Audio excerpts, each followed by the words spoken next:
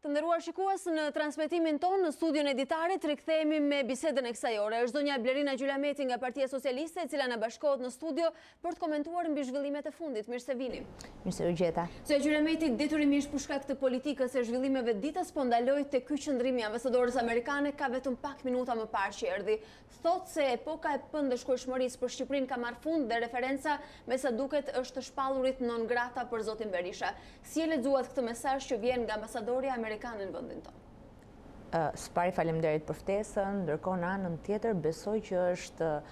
një konsistencë dhe një vijshmëri në atë çfarë ka qenë angazhimi kryesor i partnerëve tanë strategjik në atë që ka qenë kryer reforma në këto vite, që është reforma në drejtësi. Nëse ka patur një nga reformat që më së shumti kërkohej nga qytetarët shqiptar, ka qenë pikërisht reforma në drejtësi dhe të qenit i barabartë para ligjit. Dhe në këto momente pikërisht edhe për shkak të asaj çfarë ka ndodhur ndër vite të një drejtësie të kapur, pikërisht edhe shpeshherë dhe nga politika dhe nga njerëzit të cilët kanë patur pushtet, bënte të mundur që njerëzit mos ishin të barabartë para ligjit. Sot, pikërisht, implementimi i reformës në drejtësi dhe ngritja e gjithë institucioneve të drejtësisë në vend bëjnë të mundur që të gjithë të jemi të barabartë para ligjit dhe gjithkush që ka cënuar ligjin të drejtat e shqiptarëve apo ka cënuar atë çfarë janë interesat e kombit shqiptar të jenë të barabartë para ligjit. Pra, kur ambasadori amerikane thotë edhe publikisht se epoka e ndëshkueshmërisë në Shqipëri ka nisur, a është një mesazh për të gjithë klasën politike shqiptare dhe a ka një stepje për të gjithë politikanët që dëgjojnë sot dhe ndoshta kanë rezervat e tyre? Unë besoj që ne kemi treguar nëpërmjet ushtrimit të drejtës tonë, po ndërkohë në anën tjetër dhe nëpërmjet këmbgulës që kemi patur si Parti Socialiste në angazhimin maksimal në çuarjen përpara të reformës drejtësi, që për ne si Parti Socialiste ka qenë që gjithkush duhet të jetë i barabartë para ligjit dhe nuk ka askush që duhet të jetë i pandëshkueshëm nëse ka kryer një vepër penale. Për këtë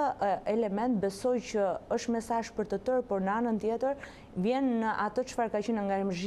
angazhimi jon maksimal për të arritur që të bëjmë të mundur një reformë drejtësi apo një drejtësi e cila nuk është më sipas interesave apo sipas atyre që janë më afër pushtetit, por një drejtësi e cila është e barabartë për të gjithë. Urojmë të jetë kështu. Zonja Gjylameti, si pjesë e integruar e politikës, duke njohur gjitha zhvillimet e ndonjëherë lëvizjet edhe para nesh opinionit publik, a ishte befasil lajmi që morëm nga Shtetet e Bashkuara për shpalljen non grata të Sali Berishës? Unë besoj që ndër vite, ndaj dhe e nisa me pjesën e reformës në drejtësi, ndër vite në Shqipëri për shkak edhe të themi një drejtësie të kapur apo edhe për shkak të asaj çfarë kanë qenë emërimet drejtësi apo lidhjet e drejtësisë me pjesën e politikës në Shqipëri kemi patur shumë raste në të cilët nuk është bërë drejtësi. Raste apo situata të cilët kanë qenë edhe shumë herë të dimshme për qytetarët shqiptar dhe nuk ka nevojë që t'i përsëris unë këtu se besoj të gjithë jemi dakord apo e kemi patur në vëmendjen tonë maksimale atë çfarë ka ndodhur ndër vite, në pjesën qoftë me pjesën e Gërdecit, qoftë me pjesën e 21 janarit apo dhe shumë raste të tjera që nuk kanë bërë vetëm me humbjen e jetës, por edhe me pjesën e cënimit të atyre çfarë kanë qenë të themi interesat e shqiptarëve që nuk kanë marrë një përgjigje nga drejtësia shqiptare, një drejtësi të pavarur. Ndërkohë sot pikërisht ne jemi në një moment që eksaktësisht kemi një drejtësi e cila është e pavarur nga politika dhe që jep një përgjigje si ai që duhet të jep. Një të gjithë të barabartë para ligjit dhe askush ndryshe para ligjit. Zonja Gjylameti, zoti Berisha kishte akuza nominale në adresë të mazhorancës edhe zotit Rama. Ai tha se dosja është përgatitur në Tiranë dhe ka shkuar drejt Departamentit Amerikan të Shtetit. Cila është ideja ose impresioni që merrni kur e dëgjoni ish kryeministrin me këtë qendrim? Unë nuk di se si mundet të interpretohet një deklaratë e tillë, e cila mund të mendoj që mund të jetë një dalje nga binarët e momentit, por nuk mund mendoj që është diçka e mirë menduar me një logjik pas. Se si mund të kapet, se si mund të kapet. Mazhoranca e një vendi nuk shkëmben dokumentacione dhe dosjet një rëndësie të lartë me Departamentin Nuk Amerikan? mendoj që ndonjë nga ne mund të arrijë të mendoj, ta imagjinoj që sekretari i shtetit përgatit një deklaratë të tillë apo merr një vendim të tillë në bazë të informacionit që i çon një shtet përkatës. Nuk besoj këtë. Besoj që ajo çfarë kemi parë ndër vite ka qenë që partnerët tanë strategjik dhe në mënyrë të veçantë Shtetet e Bashkuara të Amerikës kanë qenë të angazhuar bashkë me Bashkimin Evropian në ndryshimin e të gjithë sistemit të drejtësisë shqiptare, pasi po të shikojmë edhe nga progres raportet që kemi patur nga Bashkimi Evropian, një nga të themi sektorit më problematik ka qenë pikërisht drejtësia. Dhe në bazë të kësaj gjëje ka patur një mbështetje maksimale nga ana e të dy partnerëve, pra qoftë Bashkimit Evropian, po ashtu edhe Shtetet e Bashkuara të Amerikës, pikërisht për të patur një drejtësi të pavarur. Megjithatë, mos mendoni se ndonjë indicie ose lëvizje e munguar në të kaluarën nga drejtësia dhe autoritetet e drejtësisë shqiptare mund të kenë çuar edhe në këtë produkt që vjen nga pala amerikane? Unë besoj që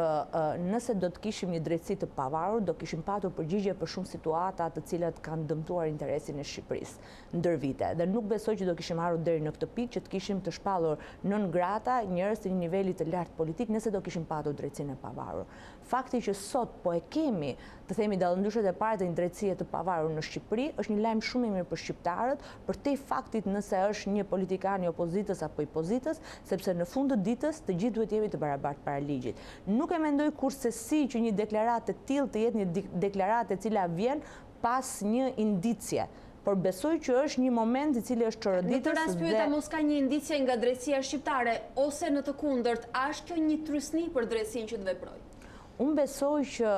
mbështetja që kemi patur nga partnerët tanë strategjik ka të bëjë pikërisht për të patur një drejtësi e cila funksionon pavarësisht pushtetit. Që do të thotë sot ne këtë po e kemi një realitet në Shqipëri dhe ky është lajmi më i mirë që mund të kemi. Qoftë për pjesën e zhvillimit të ekonomisë shqiptare, qoftë për pjesën e luftës ndaj korrupsionit, qoftë për pjesën e luftës ndaj krimit të organizuar dhe shumë elemente të tjerë që kanë të bëjnë me drejtësinë. Dhe besoj që qytetarët shqiptarë nëse ka patur një element i cili i bashkonte pikërisht ka qenë kërkesa për një drejtësi të pavarur ndër vite. Se Gjylameti, besoj se i keni dëgjuar orët e fundit shumë njerëz nga analiza politike e besa dhe opinioni publik pyesin sepse kjo vendimarrje nga Shtetet e Bashkuara është e shkëputur nga konteksti kohor. Pra, vjen 8 vite me vonesë për zotin Berisha, do t'ishte e kuptueshme në kohën kur ai gëzonte pushtete. Pse besoni se erdhi pikërisht sot? Duket sikur 8 vitet e fundit janë lënë në boshllëk nga monitorimi ose fokusi i Shteteve të Bashkuara të Amerikës. Më shumë se sa fokusi në një individ përkatës, unë mendoj që fokusi ka qenë pikërisht në reformimet, pra në reformat të rëndësishme strukturore që kanë ndodhur në Shqipëri dhe me ato çfarë është kryer reforma që është reforma në drejtësi. Po të shikojmë, ne kemi patur një bashkëpunim shumë të mirë me partnerë strategjik në një sër reformash dhe në mënyrë të veçantë në këtë që është reforma në drejtësi dhe besoj që lajmi më i mirë është pikërisht ai që drejtësia është e barabartë për gjithë, ligji është i barabartë për gjithë dhe nuk ka rëndësi momenti kohor në të cilën kjo ka ndodhur. Për ne është shumë e rëndësishme që të vijojmë më tutje në implementimin apo në ngritjen e gjithë institucioneve drejtësisë dhe bërjen e tyre funksionale për t'i dhënë përgjigje të gjithë atyre që janë në shkeljet e ligjit. Se Gjylameti, këtë e shihni si një këmban alarmi se lista mund të ketë vazhdimsi, mund të vijojë me emra të tjerë, apo duan të krijojnë një model që kjo epoka e ndëshkueshmërisë në Shqipëri të nisi kësaj me një emër të fortë, ndoshta të bëhet shembull për gjithë klasën politike? Unë besoj që ka disa kohë që me vendosjen në funksion të organeve të drejtësisë, ne po shikojmë që personalitetet caktuara të politikës apo të drejtësisë shqiptare, por po ashtu edhe personat të caktuar të cilët kanë kryer vepra të ndryshme penale, po dalin para drejtësisë dhe po përgjigjen për ato çfarë kanë kryer ndër vite. Kështu që nuk besoj që ka të bëjë me një element të një momenti të caktuar apo për një emër apo krimin e një precedenti të caktuar, por besoj ka të bëjë me ato çfarë ka qenë në mënyrë konsistente këmbgulja e të gjithë partnerëve tanë strategjik dhe vullneti maksimal që ne kemi pasur dhe si forcë politike për të bërë funksionale drejtësinë në Shqipëri. Në idenë tuaj kjo listë mbyllet këtu? Unë nuk besoj se mbyllet një listë apo ka një listë, unë mendoj që do të vijojë e gjithë puna e organeve të drejtësisë, jo vetëm me pjesën e shpalljes non grata nga pjesa e institucioneve ndërkombëtare apo Shteteve të Bashkuara apo të tjerë, por me pjesën e asaj çfarë do duhet jetë në Shqipëri, puna e përditshme e institucioneve apo organeve të drejtësisë me gjithë ata që kanë cënuar interesat. Ndërkohë, mazhoranca, Partia Socialiste e rikonfirmuar në një mandat të tretë ka entuziazmin e vet të momentit. Çfarë do thotë mandati i tretë edhe në kushtet kur ka një lloj konfuzioni për shkak të pozicionimit të paqartë të opozitës? Atëherë në radhë të parë unë besoj që mandati i tretë vjen në vazhdën e besimit që ka patur të themi elektorati shqiptar në atë çfarë ka arritur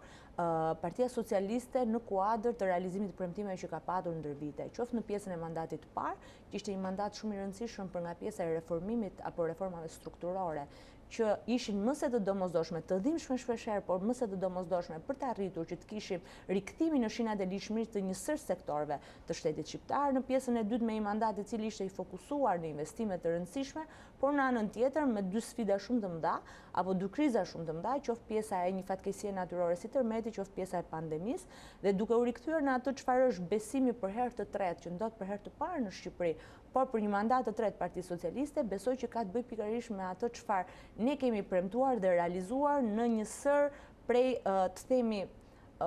prioriteteve që kanë patur qytetarët shqiptarë. Besoj që është një sfidë shumë e madhe mandati i tretë, por gjithashtu dhe një përgjegjësi shumë e lartë mandati i tretë për Partinë Socialiste. Sfidë dhe përgjegjësi e madhe, por a ju azbe pak emocionin e kësaj fitore historike, fakti që opozita vazhdimisht i bie këmbanës së një masakre të madhe elektorale dhe thotë se produkti betejës që sapo ka nisur është rrëzimi i këtij që ata e quajnë regjim.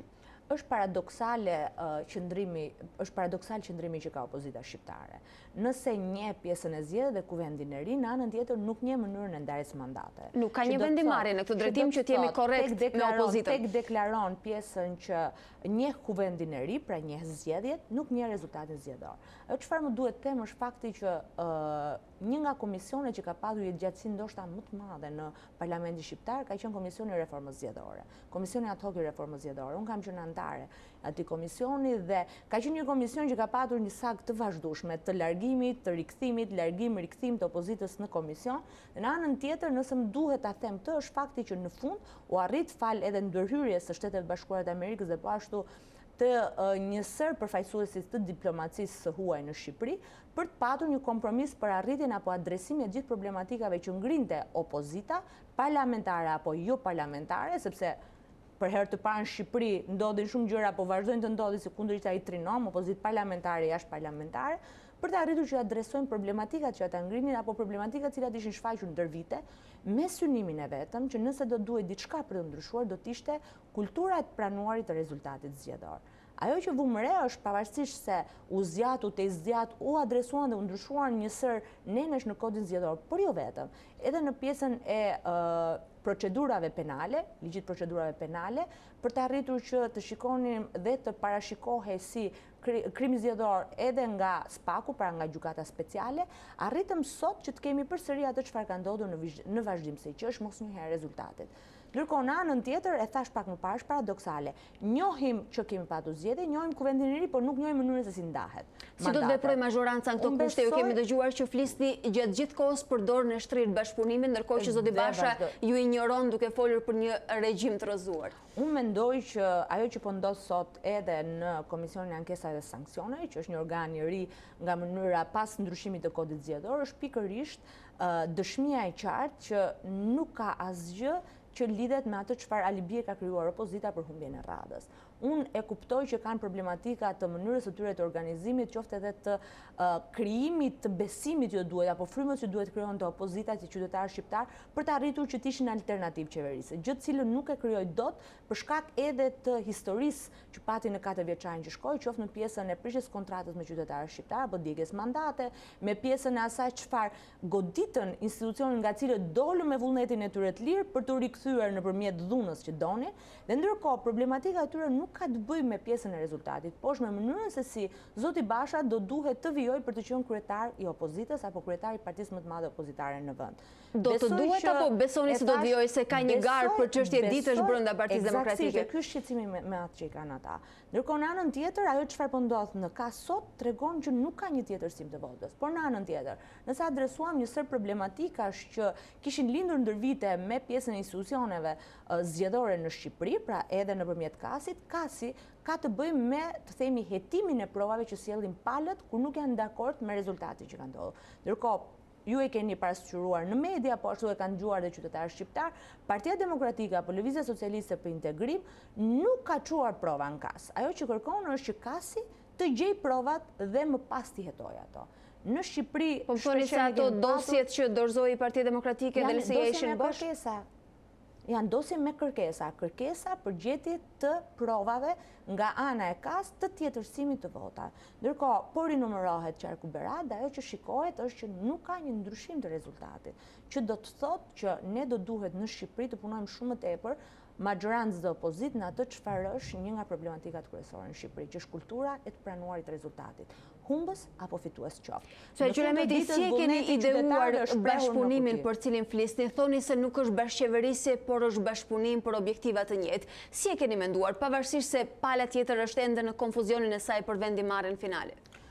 Besoj që janë disa prioritete që qytetarët shqiptarë do donin të shikonin një bashkëpunim shumë të mirë ndërmjet maggjorancës dhe opozitës për të vijuar me shpejtësi më të madhe në lidhje me ato çfarë janë prioritetet e qytetarëve, që do të thotë qoftë pjesa e integrimit europian, por po ashtu edhe implementimi apo vijimi i reformës në drejtësi, që është një nga kryereformat e përmenda pak më parë, dhe nga gjitha sondazhet ka qenë ajo çfarë qytetarët shqiptar prisnin. Ne vijojmë të shtrim dorën e bashkëpunimit sepse shumë më tepër rëndësi se sa dy llogoret përkatëse ka pikërisht bashkëpunimi për të arritur të kemi një proces. Për hir të këtij bashkëpunimi në dijenin tuaj, a ka një komunikim në ndërkohë mes jush dhe Partisë Demokratike, zotit Basha, për të arritur ndoshta një marrëveshje që shtatori t'ju gjejë dakordsuar ose në këtë frym bashkëpunimi? Ajo çfarë na përket si Parti Socialiste, po ashtu edhe ftesa që ka vijuar të bëjë kryeministri Rama ndaj zotit Basha, ka të bëjë pikërisht të ulemi në tryezën e diskutimeve, pikërisht për këto që janë prioritetet e qytetarëve shqiptar. Unë shpresoj që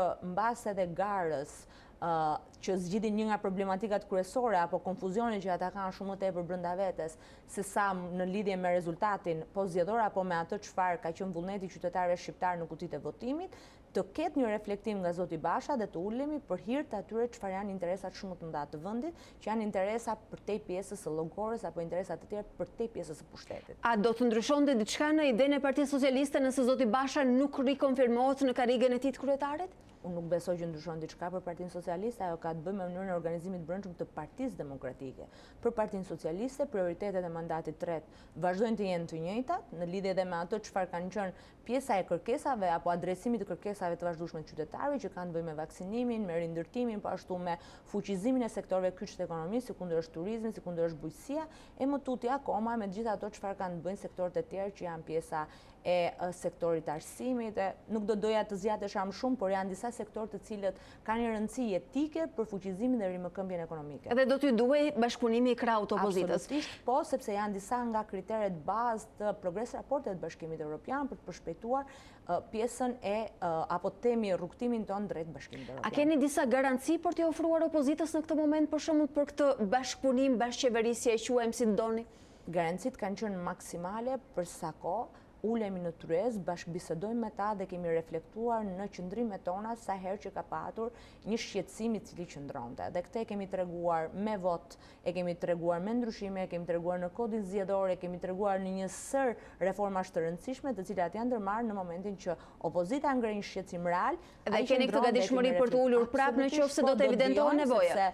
Mandati i tretë për Partinë Socialiste është një mandat i cili do të jetë krejt ndryshe nga dy mandatet e para, përtej pjesës së asaj çfarë është llogoria politike apo diferenca apo ndryshimet që janë në qasjen që ka Partia Socialiste me partitë e tjera të opozitës, shumë më tepër rëndësi kanë interesat e qytetarëve shqiptarë dhe ato që janë proceset integruese të Shqipërisë. Fja Gjulameti, gjithkush mund ta mirëkuptonte entuziazmin pas fitores së mandatit të tretë, por shumë pyetën pse kishit nxitim dhe entuziazëm për të tentuar për herë të dytë të shkarkonit presidentin. Pse morët iniciativën aq shpejt? Unë nuk besoj që ka një nxitim për atë çfarë është komisioni për shkarkimin e presidentit, sepse ju e keni përcjellë nëpërmjet mediave, qytetarët shqiptarë kanë dëgjuar që presidenti ka bërë gjithçka përtej të qenit në detyrën e tij funksionale i paanshëm dhe mbi palët në rolin e presidentit të Republikës. Kështu që besoj që nuk është një nxitim, ka të bëjë me ato çfarë ka qenë pjesa apo të themi shkeljet ligjore që ka bërë presidenti i Republikës në rolin e tij, që unë besoj që në Shqipëri është hera e parë ndoshta që ka ndodhur një situatë e tillë, ku një president bën rolin e opozitarit apo rolin e drejtuesit të opozitës shumë më tepër se sa ato çfarë duhet jetë mbi palët. Në bindjen tuaj, sa serioze është pala juaj dhe përgatitur me argumenta që të arrijë të bindë edhe gjykatën kushtetuese, sepse kjo është tratativa juaj e dytë për të shkarkuar Ilir Metën? Në bindjen time, komisioni që është ngritur me kolegët që është pjesë dhe me ekspertët të cilët janë kontraktuar për të dhënë mendimet e tyre në lidhje me shkeljet që janë kryer nga presidenti, kanë angazhimin e tyre maksimal të shkuar deri në fund. Kjo është një çështje që nuk lidhet me dëshirën apo vullnetin e njerëz parë, kjo ka të bëjë me detyrën funksionale që kanë parlamentarët shqiptar në momentet që një institucion i tillë, siç është institucioni i presidentit, bën shkelje të tilla. Dhe do duhet që ne njëherë mirë ju nisët në krye të pyetjeve që të intervistës që nisëm së bashku me pjesën si duhet të jenë qytetarët shqiptar përballë ligjit dhe a kemi nga ata të cilët nuk duhet të përballen apo të përgjigjen përkundrejt ligjit. Kultura e pandashkueshmërisë në Shqipëri ka përfunduar, kështu që ne do duhet që të jemi të gjithë në rolin ton maksimal për ta siguruar që kjo kulturë ka përfunduar. Se Gjyrameti, sa komode do t'jetë për të dyja palët, edhe për ju si mazhorancë dhe për zotin Meta si president, në qoftë se ai do ta çojë deri në fund misionin e tij prej presidenti, aq më tepër tashmë kur e ka deklaruar ripërkatësinë atje ku do të shkojë sërish pasi të mbarojë detyrën në LSI? Unë nuk besoj që ka një çështje komoditeti apo jo, secila nga institucionet ose secili nga pjesët e të themi organeve ligjzbatuese të shtetit shqiptar kryen detyrat dhe funksionet e tij. Në momentin që unë s'besoj që do ndodhë një gjë e tillë, po dhe në momentet që ndodh, Partia Socialiste do të vijojë të bashkëpunojë për ato çfarë janë interesat e qytetarëve shqiptar. Unë ju falenderoj për këtë bisedë sot. Faleminderit ju për ftesën.